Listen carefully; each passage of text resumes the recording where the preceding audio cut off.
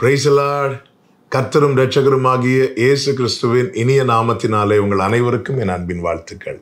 இந்த நல்ல நாளை காண செய்த தேவனுக்கு ஸ்தோத்திரம் உண்டாவதாக.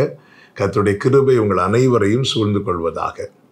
நீதிமொழிகள் 19வது அதிகாரம் 23வது வசனம்.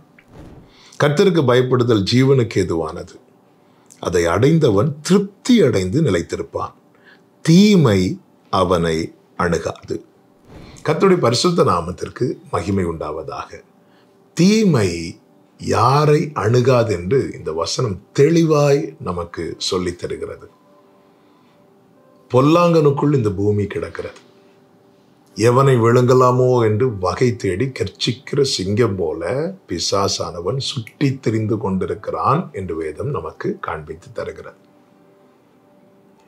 இந்த பொல்லாத உலகத்திலே தீமை செய்ய துடிக்கிற சத்துருவின் எல்லா திட்டங்கள், தந்திரங்கள் யார் வாழ்க்கையில அவமாய் போகும் தெரியுமா? அல்லது அவன் நினைக்கிற தீமை யாரை அணுகாதென்றால் கர்த்தருக்கு பயப்படுகிறவனை என்று வேதம் சொல்லுகிறது. கர்த்தருக்கு பயப்படுகிறவன் யார் என்றால் அவன் தீமையை விட்டு விலகுகிறவன். அதாவது அவனிடத்திலிருந்து தீமையான காரியங்கள் வெளிப்படாது. அவன்தான் கர்த்தருக்கு பயப்படுகிறவன். கர்த்தருக்கு பயப்படுகிறவனிடத்திலிருந்து தீமையான காரியம் வெளிப்படாது. காரணம், தீமையை விட்டு விலகுவதே கர்த்தருக்கு பயப்படுகிற பயம் என்று வேதம் நமக்கு சொல்லுகிறது.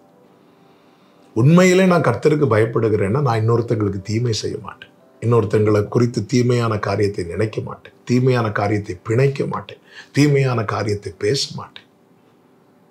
கர்த்தருக்கு பிரியமில்லாத தீமையான காரியங்களுக்கு நான் என்னை உட்படுத்த மாட்டேன். அதுதான் உண்மையிலே கர்த்தருக்கு பயப்படுகிற வாழ்க்கை. கர்த்தருக்கு பயப்படுகிறவன் தீமையை விட்டு விலகுவான். தீமையை விட்டு விலகுவதே கர்த்தருக்கு பயப்படுகிற பயம். அப்படி அவனிடத்தில் தீமை காணப்படாது இருக்கும்போது தீமை அவனை அணுக கர்த்தர் அனுமதிக்கவே மாட்டார்.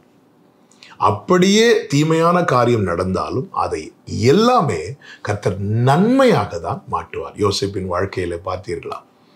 போர்த்திபாரின் மனைவி பாவம் செய்ய தூண்டின போது அவன் கர்த்தருக்கு பயந்து விலகுகிறான். சகோதரர்கள் திரும்ப வருகிறார்கள். சகோதரர்களை அவன் பழி வாங்கி இருக்கலாம். ஆனால் யோசேப்பு சொல்ல வார்த்தை, நான் கர்த்தருக்கு பயப்படுகிறவன். எனவே தீமையான காரியத்தை அவன் வெளிப்படுத்தவில்லை, அவன் செய்யவில்லை. அவன் வாழ்க்கையில தீமையான காரியம் பலர் செய்தார்கள். ஆனால் கர்த்தர் அதை எல்லாவற்றையும் நன்மையாய் மாற்றி இங்கே சொல்லப்பட்டிருக்கிறது. கர்த்தருக்கு பயப்படுதல் ஜீவனுக்கு ஏதுவானது. அவன் வாழ்ந்தது மட்டுமல்ல, அவன் குடும்பம் வாழ்ந்தது. அநேகர் அவனால் வாழ்ந்தார்கள். அதை அடைந்தவன் திருப்தி அடைந்து நிலைத்திருப்பான் என்று வேதம் சொல்லுகிறது. இந்த நிறைவு வாழ்க்கை ஒரு நிறைவுள்ள வாழ்க்கை.